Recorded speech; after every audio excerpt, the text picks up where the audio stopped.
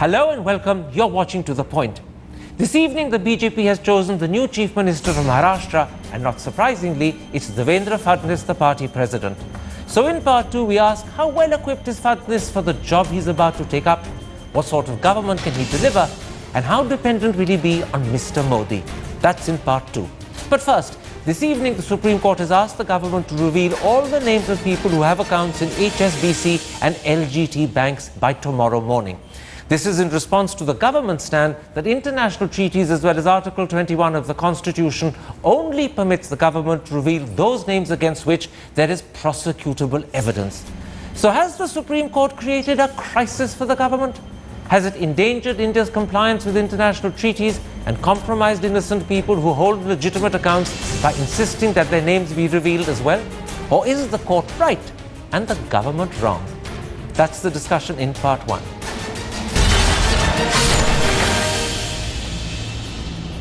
And now joining me to discuss whether the Supreme Court has created a major problem for the government and possibly taken a wrong stand is Additional Solicitor General Pinky Anand, Congress spokesperson and MP Abhishek Singhvi, and 3 senior Supreme Court lawyers. They are Rajya Sabha MP KTS Tulsi, Aam Aadmi Party leader Prashant Bhushan, and the well-known lawyer Dushyant Dave.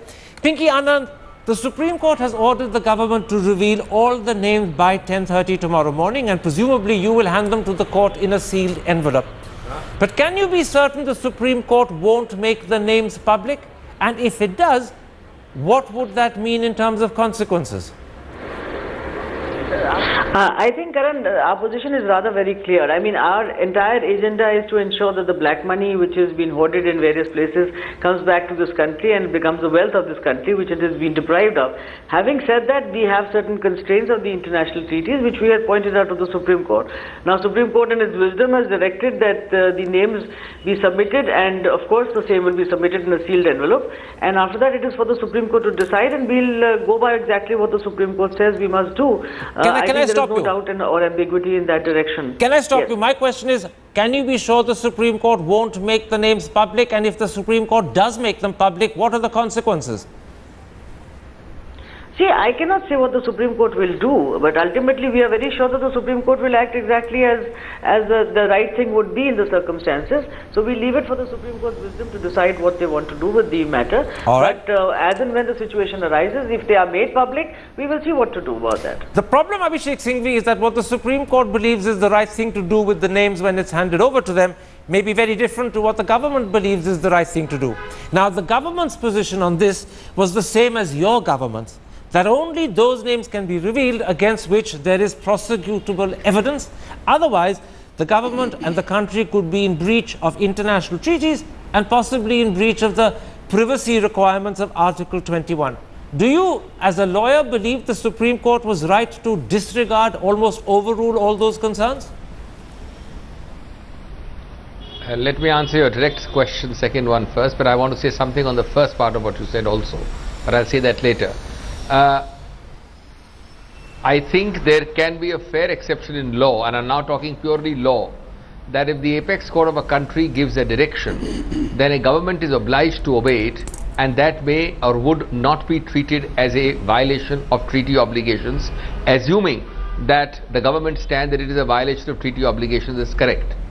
So that if a Supreme Court says that we are directing you, you are not giving it to us, you are not conceding, you are not agreeing, in that case I think it would be a fair comment in law to say that would not be treated as a violation of treaty obligations, because the government is bound to obey a court order. But the first part of what you said, Karan, requires half a minute, please.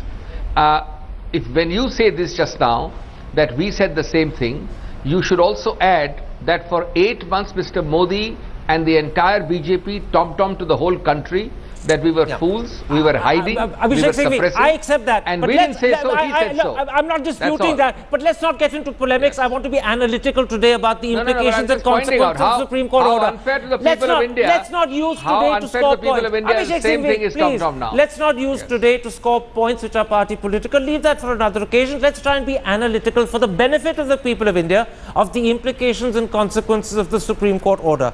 Mr. Tulsi, the Chief Justice has said, and I'm virtually quoting him, why are you trying to create a protective umbrella for these people? The Chief Justice believes that by revealing the names, that umbrella will disappear. On the other hand, Arun Jaitley, in repeated television and newspaper interviews, said that, in fact, if you reveal all the names, including those against whom there is no prosecutable evidence, then foreign banks and foreign countries will stop cooperating under the Double Taxation Agreement Acts, and as a result of that, you will be providing cover for alleged offenders. Now, on this issue, where the Supreme Court and the government have taken almost polar opposite stands, who's right, the Supreme Court or Arun Jaitley? Well, I think Supreme Court is absolutely right that they've directed them to reveal the names to the court. No one can withhold material from the courts. And even if there is a privilege, the privilege will be claimed and placed before the court for upholding, for giving a decision on that privilege also.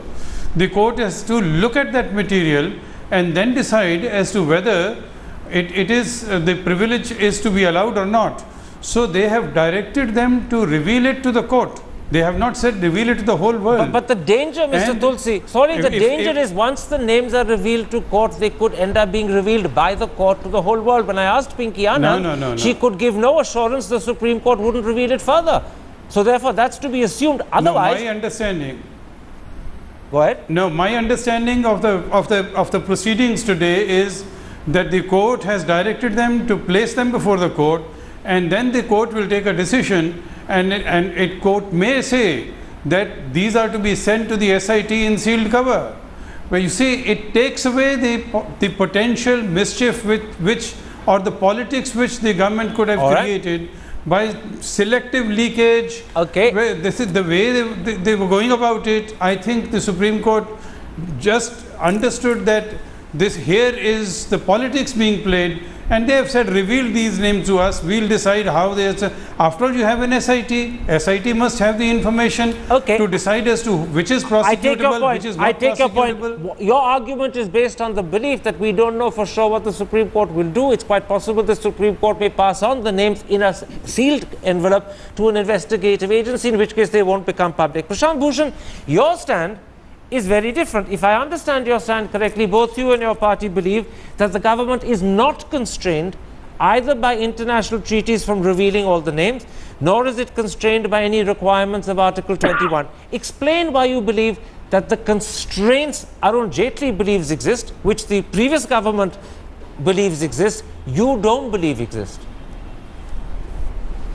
Yeah, so far as the treaty obligations are concerned, this very argument that the treaty obligations with Germany, etc., prevent the government from revealing the names was considered by the Supreme Court in its 2011 order, and the Supreme Court rejected this basis by pointing out that this information has not come from Germany under the double taxation agreement.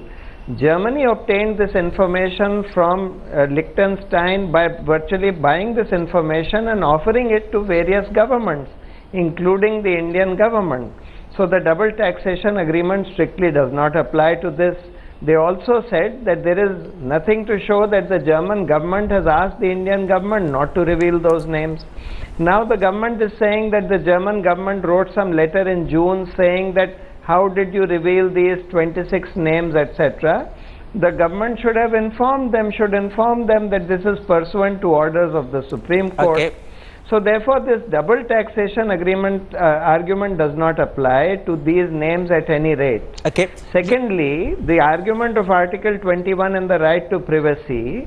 Right to privacy has been held to be a weak right which is overridden by public interest. Even under the RTI Act, the restriction of providing information on the ground of privacy is overridden by public interest. In this case, there is overwhelming public interest because of this huge problem of illicit money being taken abroad, laundered, etc., etc. And the right of privacy of individuals who hold legitimate accounts is a relatively minor right. After all, what will happen Okay, I if understand. legitimate account holders' names are revealed? They will be able to point out that their accounts are legitimate. Well, I don't There see. is Let's come to what would happen when the legitimate account holder names are revealed in a moment's time. I accept your argument that you believe neither the constraint of international treaties nor that of Article 21 applies. Let me put it like this, Dushyant Dave. You've heard a very cogent argument from Prashant Bhushan that the constraints the government believes exist don't really apply. But this government was not unique and on its own in believing there were constraints. Arun Jaitley was actually citing a position taken by P. Chidambaram, which P. Chidambaram has confirmed was his government's position as well. So, can it really be the case that two successive governments that are opponents of each other come to the same conclusion about constraints and they are both wrong? I think it's a very interesting, scenario. The first and foremost, you must understand that we are not talking about money stashed away abroad in these banks only on account of income tax evasion. This money could be because of the corruption. That money has been garnered by various people, businessmen, politicians, bureaucrats, others. This money could be crime money, this money could be drug money, it could be anything. I will give you a simple example. No, but answer my question. No, but you're not answering my question. My question is, can it be just a coincidence that two successive governments agree, even though they're opponents, and yet they're wrong? It is undoubtedly it's a very beautiful coincidence, and it is rightly so, because every political party is supported by people who have these Swiss bank accounts. I mean, irrespective of whatever the color of their skin may be, it is these people who support the political parties, and every political party would really like to protect them. Okay. That's why the Supreme Court today rightly said protective umbrella to them. But having said that, I must also tell you that it is axiomatic that the BJP had a task force which comprised of Professor Vaidyanathan from IIM Bangalore, Mr. S. Gurumurthy, one of the most respected citizens of India, Mr. Ajit Doval, who is now the National Security Advisor, and Mr. Mahesh Jethmalani. The task force in 2011 gave a very detailed report, and one of the suggestions was that all these people must be charged with treason. Their citizenship should be cancelled, and they should be debarred from having just a moment, any Dushyant bank Dave, loans. just a moment, So Dushyant Dave, there you're is an a intelligent question. lawyer. Just because a party political task force has given a recommendation doesn't mean the recommendation is right. It doesn't mean it has to be followed. Governments bring in their own intelligence to vet what they get as advice. I am saying that today the government is run by the BJP. Prime Minister himself had taken a very But correct what's the point you're making? What's the point you're making? Come to the point. This money belongs to people and must be brought back. Well, no, just a moment. I'm not sure. No, I'm not sure. Just a moment. I'm stopping you again. Forgive me. I'm stopping you again.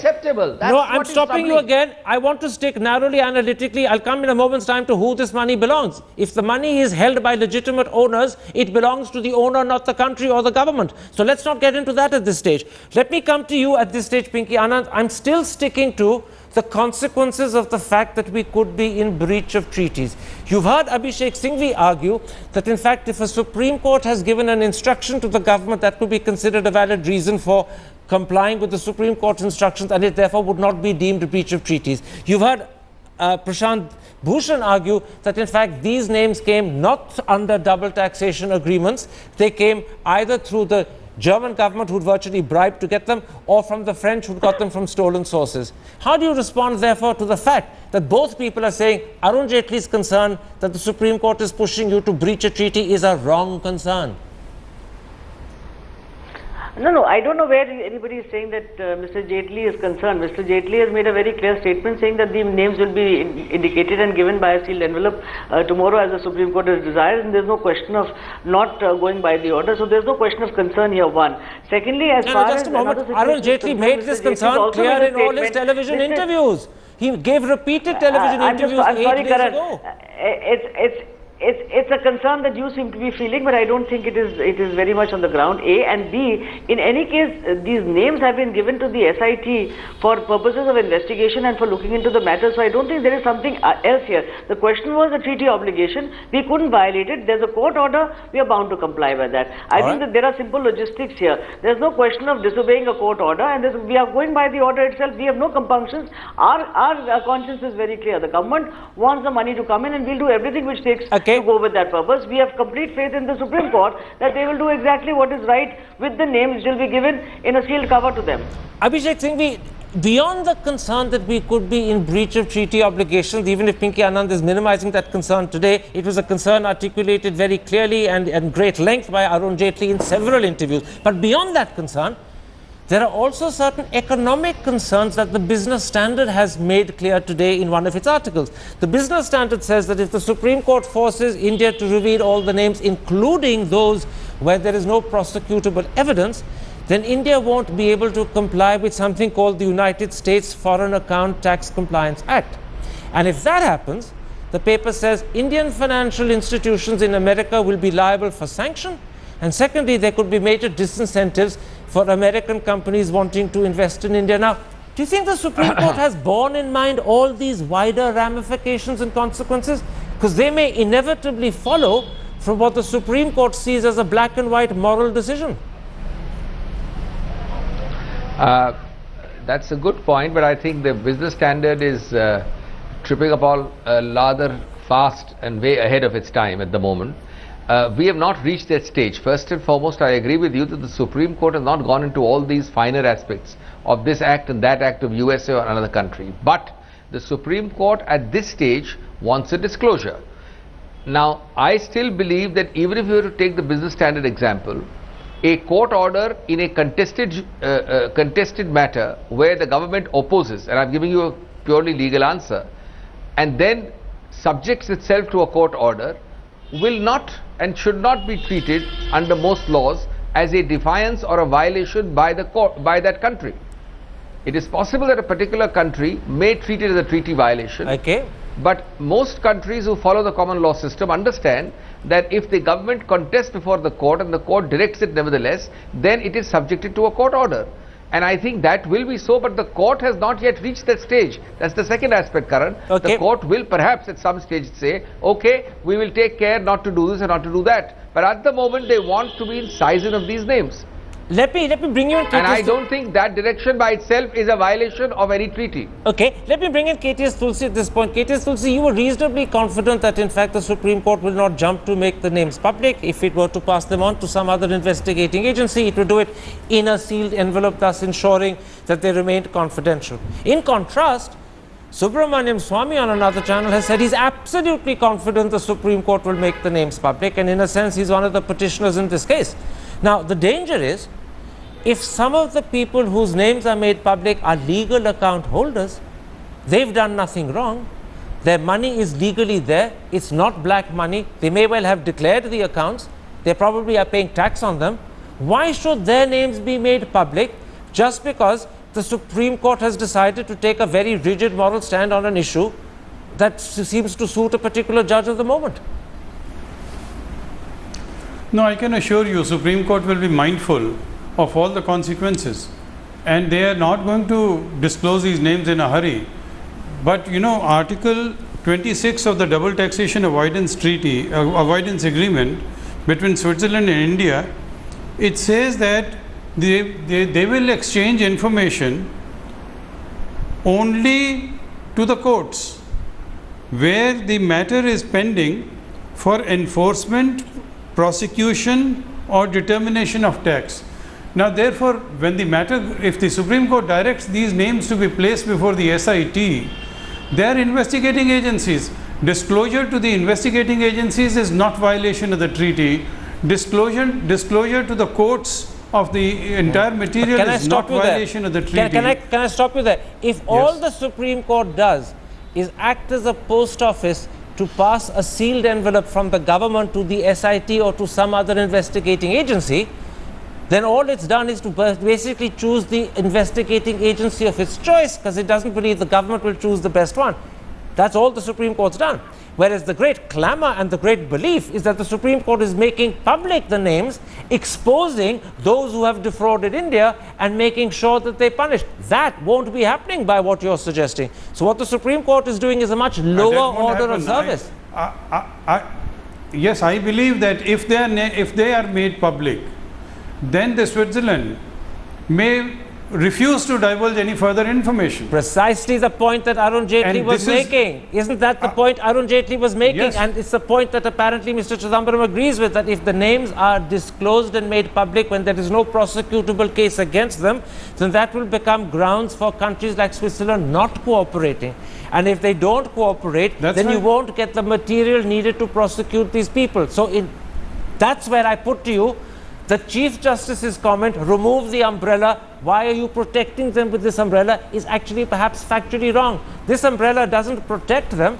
This umbrella ensures that in confidence you get the information to prosecute them. The Supreme Court may have got the wrong end of the umbrella, if I can so put it. I don't think we can jump to that conclusion as yet. Okay, but And you I'm could sure that they are mindful of everything. Okay, let me bring it to They're Prashant mindful Bhushan. of all the consequences. All right, let's hope they are, because it's critical for a lot of people, and it's critical for fairness and justice that they be mindful of the consequences. Prashant Bhushan, your position is that all the names should be made public in the interest of equity and on the grounds that this money belongs to India. Now, I put it to you, many of the people whose names are there on those lists are NRIs. They are legitimate holders of accounts abroad. Many of them are Indians who have accounts opened abroad with permission. The money is not black. And remember, the government used to give permission, still does, for people to take $125,000 per year. 2-3 years ago, it was $200,000 a year. Those people will have legitimate accounts to keep the money they've legitimately taken out. Now, why then do you deem every single account to be potentially illegal and to be potential black money? No, I'm not saying that every account is illegal or is black money, etc. There may be some legal and legitimate accounts. The question today is that for 3 years or more than 3 years, the government has had at least the names of these two sets of account holders. 3 years is more than enough time for the government to have at least prima facie ascertained whether the accounts are legal or illegal. Illegal for various reasons, whether they are crime money, corruption money, income tax evasion or whatever. I believe the Indian law requires foreign account holders to declare those accounts to the Reserve Bank of India. Therefore, normally the government should have not taken much time to ascertain this. The Supreme Court's observations are arising precisely because since the government is saying after more than 3 years that so far it has only been able to ascertain 3 names. This is clearly false because in our press conference 2 years ago, Arvind Kejriwal had revealed several names, including statements of 3 people, which had been signed by them before the Income Tax Department, in which they had admitted that they had these accounts, these were illegal accounts, and that the bank had helped them to launder these funds, etc. Therefore, at least even those names do not figure in these list of names, those 3 persons who had given signed statements to the Income Tax Department. Therefore, there is a legitimate feeling in the court also that the government is deliberately not moving in these investigations or hiding things.